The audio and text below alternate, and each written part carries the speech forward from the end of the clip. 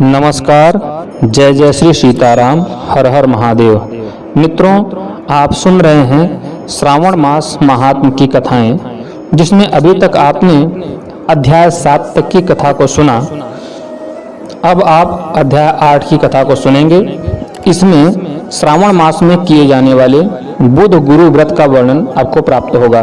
तो आइए मित्रों, बिना विलंब के शुरू करते हैं श्रावण मास महात्म अध्याय 8 की कथा को।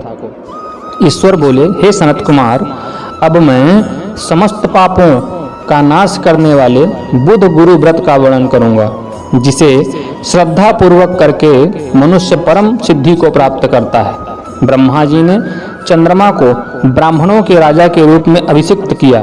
किसी समय उनके रूप तथा यौवन से संपन्न तारा नामक गुरु पत्नी को देखा। उनकी रूप संपदा से मोहित होकर वह काम के वशीभूत हो गया और उसे अपने घर में रख लिया।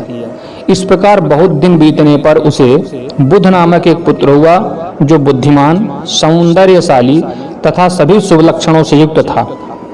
गुरु बृहस्पति को ज्ञात हुआ कि तारा चंद्रमा के घर में स्थित हैं। तब उन्होंने चंद्रमा से कहा कि मेरी पत्नी वापस कर दो। अनेक तरह से समझाने पर भी जब चंद्रमा ने तारा को वापस नहीं दिया, तब बृहस्पति ने देवताओं की सभा में जाकर देवराज इंद्र को यह वृत्तांत बतलाया और कहा, हे शक्र, आप देवताओं के राजा हैं, अतः आपकी आज्ञा से आप उसे दिलाएं, अन्यथा उस चंद्रमा के द्वारा किया गया पाप आपको ही निसंदेह लगेगा, क्योंकि शास्त्र निर्णय के अनुसार प्रजा के द्वारा किए गए पाप को राजा भोगता है। पुराणों में भी ऐसा कहा गया है कि दुर्बल का बल राजा होता है। गुरु का यह वचन सुनकर चंद्रमा ने कहा, मैं आपकी आज्ञा से तारा को तो दे दूंगा, किंतु इस पुत्र को नहीं दूंगा। शास्त्र के अनुसार विचार करके देवताओं ने उस बुद्ध को चंद्रमा को दे दिया। इसके बाद गुरु को उदास देखकर देवताओं ने उन दोनों को वर प्रदान किया कि हे चंद्र, अब तुम घर जाओ। यह तुम्हारा भी पुत्र और बृहस्पति का भी है। यह तुम्हारा पुत्र ग्रहों में प्रतिष्ठित होगा। हे सुराचार्य, आप यह दूसरा भी शुभ वर ग्रहण कीजिए कि जो बुद्धिमान व्यक्ति आप दोनों गुरु बुद्ध का व्रत मिलाकर करेगा, उसकी संपूर्ण सिद्धि होगी। यह सत्य है, इसमें कोई संदेह नहीं।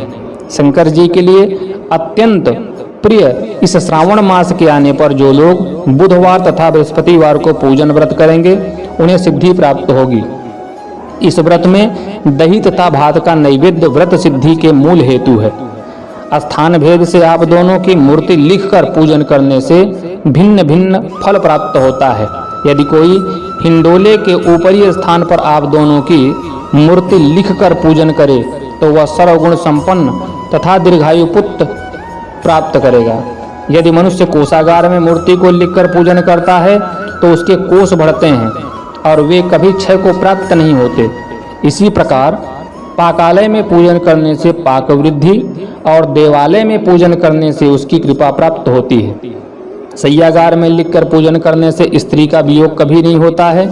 धान्यागार में लिखकर पूजन करने से धान्य की वृद्धि होती है। इस प्रकार मनुष्य उन फलों को प्राप्त करता है। इस प्रकार 7 वर्ष तक करने के बाद उद्यापन करना चाहिए। उद्यापन से पहले दिन अधिवास करके रात्रि में जागरण करना चाहिए। सुवर्ण की प्रतिमा बनाकर विधि पूर्वक 16 उपचारों से पूजन करने के पश्चात तिल, घृत, चारु और अपामार्ग तथा अश्वत्थ से युक्त समिधाओं से होम करना चाहिए। अंत में पूर्णाहुति लेनी चाहिए। उसके बाद मामा एवं भांजे को प्रयत्न पूर्वक भोजन कराना चाहिए। इसके बाद ब्राह्मणों को तथा अन्य लोगों को भी भोजन कराना चाहिए। स्वयं भी भोजन करना चाहिए। इस विधि से 7 वर्ष तक करने पर मनुष्य सभी मनोरथ को प्राप्त कर लेता है। जो इसे विद्या की कामना से करता है, वह वेद एवं शास्त्रों को अर्थों के साथ जानने वाला हो जाता है। बुध बुद्धिमान हैं, अतः बुद्धि प्रदान करते हैं। गुरु बृहस्पति गुरुता प्रदान करते हैं। सनत कुमार बोले, हे भगवान, आपने जो यह कहा है कि इस अवसर पर मामा तथा भांजे को भोजन कराना चाहिए, यदि बताने योग्य हो तो इसका कारण बताइए। ईश्वर बोले, हे सनत कुमार, पूर्व काल में अत्यंत दीन तथा दरिद्र कोई 2 ब्राह्मण थे। ये दोनों मामा भांजे थे। उदर पूर्ति हेतु परिश्रम पूर्वक भ्रमण करके वे दोनों किसी नगर में अन्न मांगने के लिए गए थे। उन्होंने घर घर में श्रावण मास में प्रत्येक वार को उस वार का व्रत होते हुए देखा, किंतु कहीं भी बुध गुरु का व्रत नहीं देखा। तब उन्होंने बहुत देर तक परस्पर विचार किया कि सभी वारों का व्रत तो सर्वत्र दिखाई पड़ रहा, किंतु बुध और गुरु का कहीं नहीं। अतः चूंकि यह व्रत अनुच्छिष्ट है, इसलिए हम दोनों को चाहिए कि इस शुभ व्रत का अनुष्ठान आदर पूर्वक करें। किंतु हे सनत कुमार, इसकी विधि न जानने के कारण वे दोनों संशय में पड़ गए। तब रात्रि में उन्हें स्वप्न में इस व्रत की विधि दृष्टिगोचर हो गई। इसके बाद उन्होंने इसकी विधि के अनुसार व्रत को किया, जिससे उन्हें अपार संपदा प्राप्त की। प्रतिदिन उनकी संपत्ति बढ़ने लगी और सभी लोगों को ज्ञात भी हो गई। इस प्रकार 7 वर्ष तक करके वे पुत्र एवं पौत्र आदि संपन्न हो गए।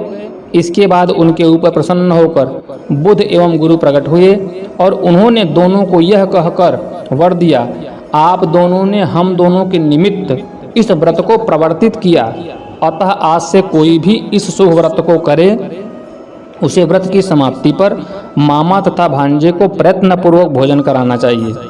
इस व्रत के प्रभाव से उसे सभी कामनाओं की परम सिद्धि हो जाती है और अंत में चंद्र सूर्य पर्यंत उसका हमारे लोक में वास होता है।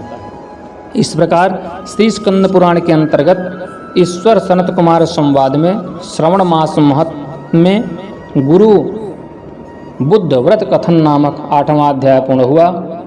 तो मित्रों, आशा है यह कथा आप सबको ज्ञानवर्धक और कर्णप्रिय लगी होगी। आपके क्या विचार हैं कमेंट जरूर कीजिएगा। साथ ही साथ अपने प्रियजनों से शेयर करना नहीं भूलिएगा। अगर चैनल पर नए हैं तो सब्सक्राइब करके बेल आइकन दबा दीजिए, ताकि ऐसी ही रोचक जानकारी आप तक सरलता से पहुंचती रहे। पूरे वीडियो में अंत तक बने रहने के लिए आप सभी का हृदय से धन्यवाद। नमस्कार। जय जय श्री सीताराम। हर हर महादेव।